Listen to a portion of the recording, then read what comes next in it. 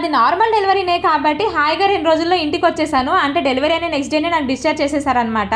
అదే C section అయ్యి ఉంటే కనుక ఎంత లేదనుకున్న వారం 10 రోజులు ఉండాల్సి వస్తుంది హాస్పిటల్లో. 2 రోజులు ఉండాలంటేనే చుక్కలు కనిపించాయి ఆ హాస్పిటల్లో అసలు. అలాంటిది కొందరు వాళ్ళ పరిస్థితి బాగాలేక నెలల తరబడి కూడా ఉండాల్సి వస్తుంది. ముఖ్యంగా అప్పుడే పుట్టిన పిల్లలకి ఏమైనా హెల్త్ ఇష్యూస్ ఉన్నా లేదా మదర్కి ఏదైనా ప్రాబ్లం ఉన్నా కూడా నెలల తరబడి హాస్పిటల్స్లో ఉండాల్సి వస్తుంది.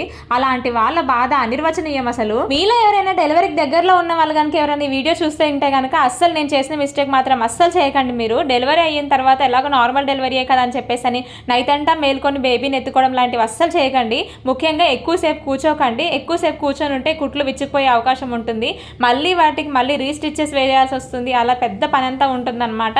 మనం కూడా చాలా పెయిన్ ఉంటుంది, అసలు తట్టుకోలేము.